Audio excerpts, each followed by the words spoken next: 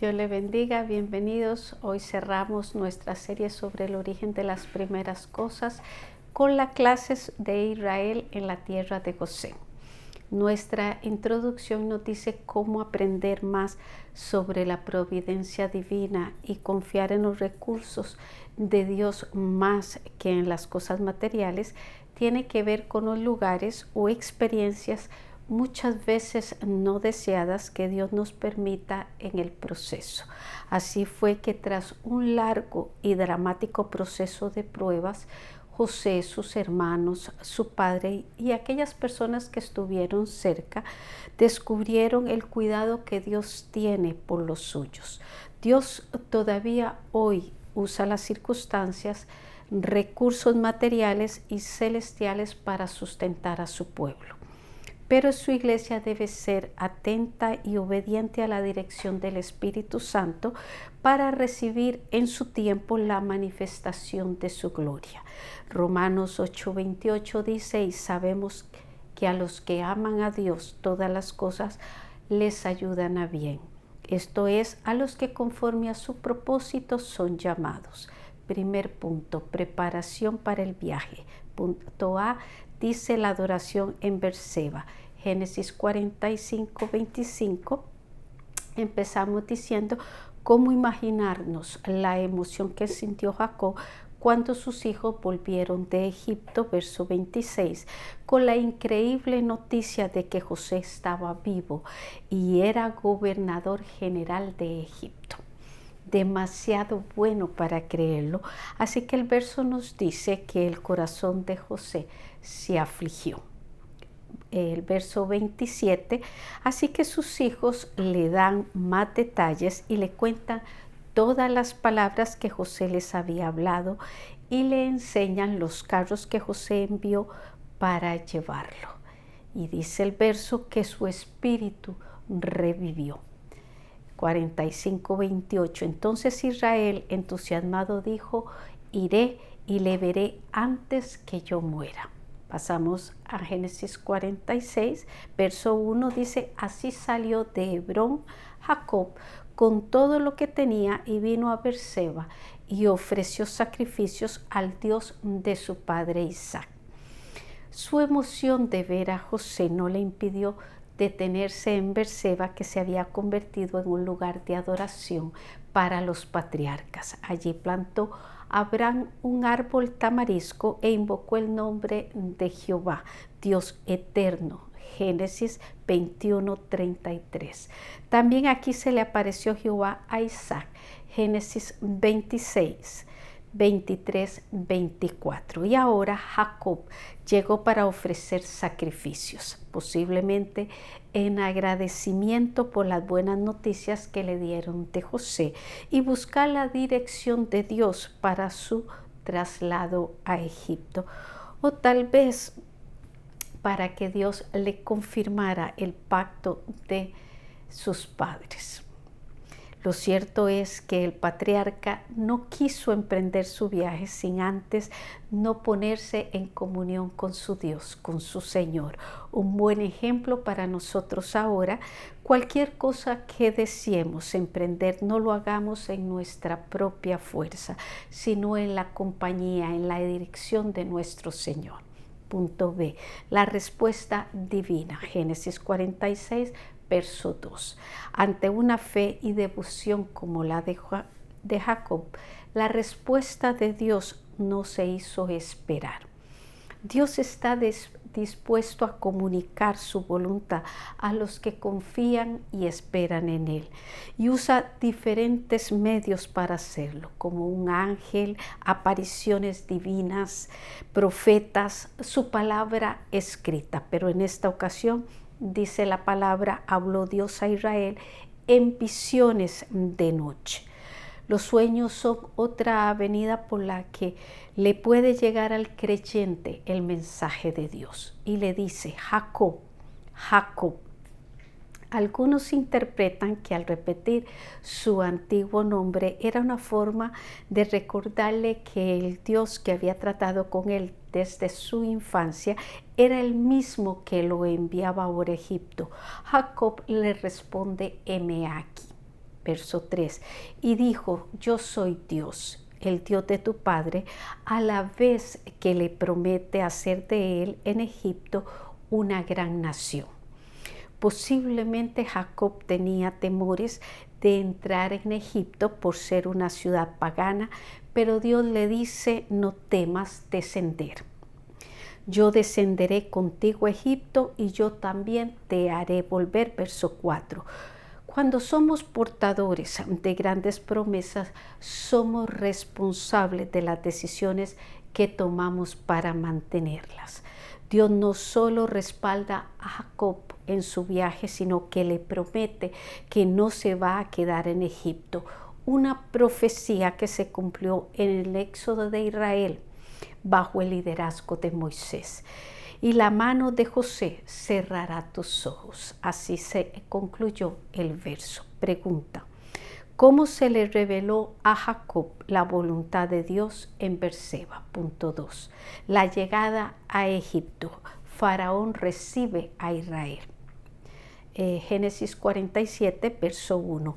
Vino José y lo hizo saber a Faraón que sus familiares habían llegado. Esto no era nuevo para Faraón porque de acuerdo a Génesis 45, 16 al 20, fue él quien le dio a José todas las facilidades para traerlos. Lo nuevo en este informe fue que los había llevado a la tierra de Gosén. Es posible que esta táctica fuera una estrategia para inducir al faraón a darle la bella planicie al oriente del río Nilo. Verso 2. De los postreros de sus hermanos tomó 5 varones José y los presentó delante de Faraón. Una decisión inteligente para dar una mejor impresión al monarca y a sus nobles, creen algunos. Verso 3. A lo que el faraón les pregunta, ¿cuál es vuestro oficio? Ellos le responden con la verdad: pastores de ovejas, al igual que nuestros padres. Lo que pensamos es que José instruyó a sus hermanos para dar esta respuesta que resultó bastante positiva. Verso 4. Los 5 jóvenes, aprovechando aquella audiencia, le presentan el deseo de ellos y le dicen: te rogamos ahora que permitas que habiten tus siervos en la tierra de Gosén. Aunque José tenía suficiente autoridad para poner su familia donde mejor le pareciera, no dejó de contar con la aprobación pública del faraón. José hizo uso de la prudencia, que es la virtud que dispone la razón práctica para discernir en toda circunstancia nuestro verdadero bien. En sus acciones hacia favorecer su familia no dio lugar a que vieran de parte de él un abuso de autoridad. Verso 6. La respuesta del faraón fue bastante amplia para José. Su comportamiento se lo permitía. Vea lo que le dijo: la tierra de Egipto delante de ti está. En lo mejor de la tierra haz habitar a tu padre y hermanos, y pueden ellos habitar en Gosén. Además, si entiendes que hay entre ellos hombres capaces, hombres fuertes, ponlos por mayorales del ganado mío. El faraón así le abre la puerta a los hermanos de José para que ocuparan puestos importantes. Después de todo, José les resultó bastante útil, porque no sus hermanos. Punto B. Jacob bendice a Faraón. Génesis 47, el verso 7 como el 10 nos dicen que Jacob bendijo al faraón, haciendo una notable diferencia entre la visita de sus 5 hijos y la de él, la de Jacob. El asunto de los cinco fue más de carácter político o comercial. Fueron ellos a pedirle la tierra de Gosén. En cambio, Jacob, en presencia del monarca egipcio, su papel fue de profeta y representante de Dios. Notemos que Jacob no solo estaba más avanzado en edad, sino más seguro de su posición en el Señor. No se subestimó al estar frente al faraón. Recordemos su encuentro con Esaú, cómo envió presentes para preparar el corazón de su hermano antes de enfrentarse a él. Ahora él, con libertad y autoridad, manifestó la grandeza espiritual que Dios le había concedido. La Biblia nos enseña que los que ocupan cargos de autoridad son responsables delante de Dios y necesitan de nuestras oraciones. Romanos 13, del 1 al 7 y Primera de Pedro 2:17. También como Pedro y Juan cuando subían al templo, los cristianos nos encontramos a personas a quienes les podemos ofrecer lo que tenemos, las bendiciones de Dios. Dejemos brillar la luz que Dios ha puesto en nuestro corazón sin dejarnos intimidar por el rango o posición social. Pregunta: ¿cuál fue la diferencia que hubo entre la visita de los cinco y la de Jacob? Punto 3. José devuelve bien por mal. Les dio lo mejor de la tierra. Génesis 47, verso 11.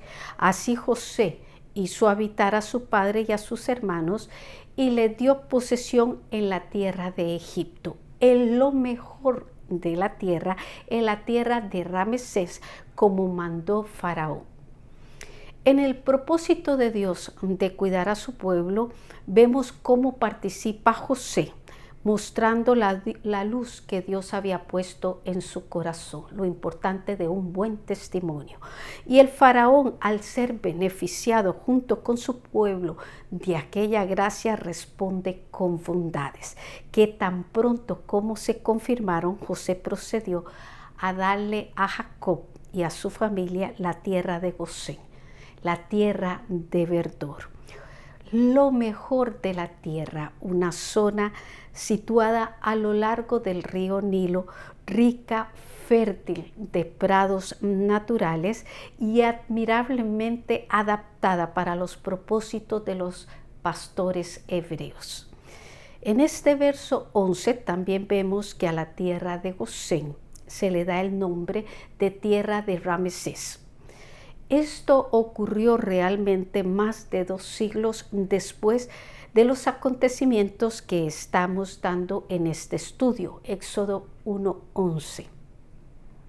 El rey Ramsés II, construyó esta ciudad en tiempos de Moisés. Incluso en algunos pasajes se le da el nombre de Zoán, Números 13:22. Este anuncio tan anticipado del cambio de nombre es posible que fuera para que no se perdiera en la historia el hecho de cómo Dios cuidó a su pueblo, permitiendo que se les diera lo mejor de la tierra en Egipto. Punto B. Los colmó de favores. Sigo en el capítulo 47, verso 12.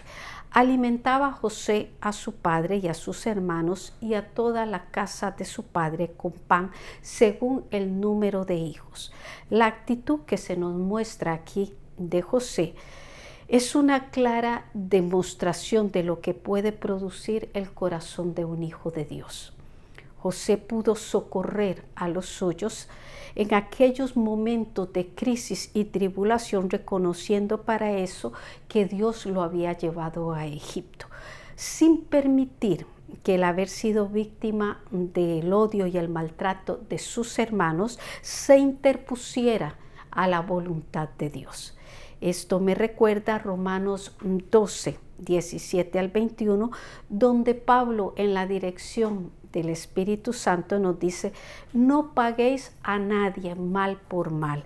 Si es posible, en cuanto dependa de vosotros, refiriéndose a nosotros, estad en paz con todos los hombres. No os venguéis vosotros mismos, dejad lugar a la ira de Dios. Así que si tu enemigo tuviera hambre, dale de comer, y si tuviera sed, dale de beber, pues haciendo esto ascuas de fuego amontonará sobre su cabeza. No seas vencido de lo malo, sino vence con el bien el mal. Una persona en ascuas se encuentra inquieta o nerviosa, está a la expectativa. Vemos que los hermanos de José se mantuvieron en espera de alguna venganza de parte de José. También el método que se usó para administrar las provisiones en el tiempo de escasez se le aplicó a la familia de José y se hizo según el número de los hijos. Esto muestra que realmente había habido esta restricción de alimentos, pero también que no había una acepción de personas. Ahora veremos el simbolismo de este evento tipo de lo que hará Jesús con su iglesia en el cielo. 1. Los 7 años de calamidad en Canaán. Es el periodo de tribulación que vendrá al mundo entero. 2. El traslado de Israel a Egipto, tipificando el arrebatamiento de la iglesia por el Señor. 3. Las atenciones y bendiciones que José brindó a su pueblo o a su familia en Gosén son un anuncio de lo que Jesús tiene preparado para los suyos en casa de su Padre. Juan 14, 2 al 3. Así que esta es nuestra esperanza gloriosa. Pregunta: ¿qué lección espiritual se aprende de esto? Reflexión. Estando persuadido de esto, que el que comenzó en vosotros o en nosotros la buena obra, la perfeccionará hasta el día de Jesucristo. Filipenses 1:6. El Señor, agradado de Jacob, se le apareció en visiones para asegurarle que le iría bien en Egipto, que haría de él una gran nación y que lo haría volver a la tierra de Canaán a su debido tiempo. Después de esto fue recibido por Faraón, a quien Jacob bendijo, y socorrido por José, a quien creía muerto, y ahora Dios se lo permitía antes de morir.